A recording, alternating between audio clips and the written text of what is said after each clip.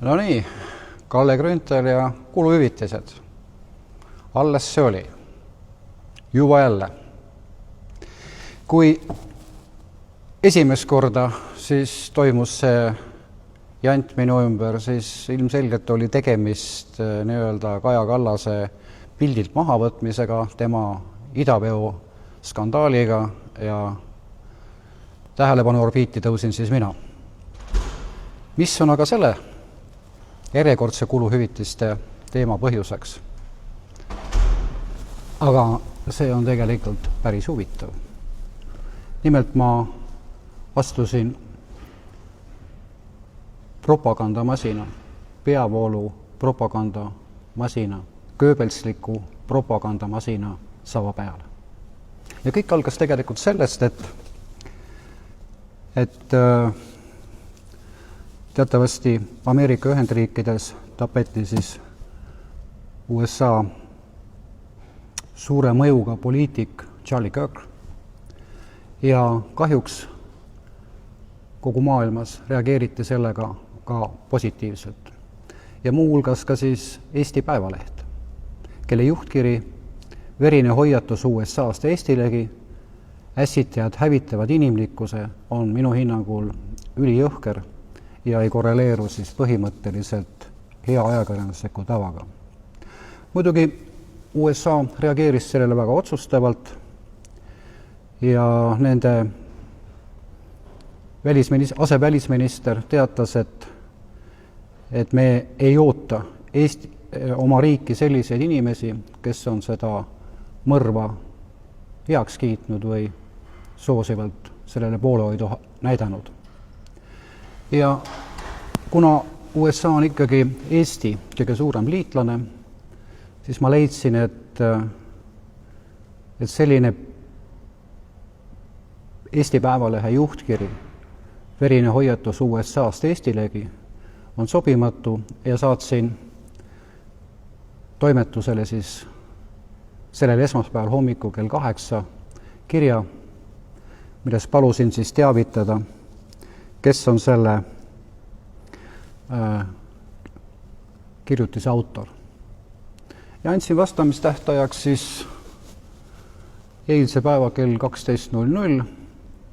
Muidugi vastust ma ei saanud, aga huvitav on see, et pärast selle kirja saatmist alustati minu vastu uut kampaaniat. Kuna Eesti Päevalehe ja Delfi toimetusest ei saanud kedagi saata, siis kasutati nii-öelda Õhtulehe jutumärkidest uuriva ajakirjaniku Ekvart Joakimit, nimetame teda siis inspektor Kukekeseks, kes saadeti uurima minu kuluhüvitisi.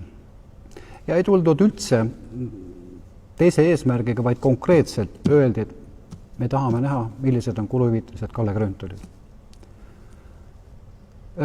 Tahan öelda ka seda, enne kui ma edasi lähen, et tegelikult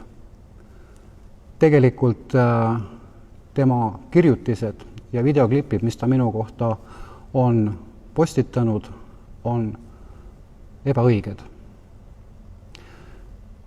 Sellel võite saada kinnitus, kui suhtlete raamatupidamisega Riigikogus või siis Riigikogu kantselei direktoriga.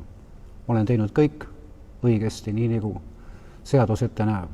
Aga see inspektor Kukeke koht on põhimõtteliselt rohkem ikkagi liivakastis, aga mitte olla uuriv ajakirjanik.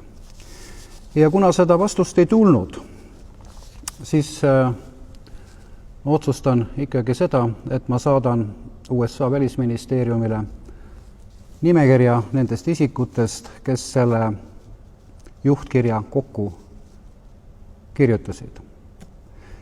Kõigepealt ma tahaks öelda ka seda, et juhtkiri mõiste ja definitsioon sellisena on järgmine. Juhtkiri on ajalehes harilikult arvamuslugudest eespool avaldatud ning väljendab toimetuse seisukohta, mis käsitleb mingisugust aktuaalset teemat. Ja kui mul esimene mõte oli see, et ma teavitan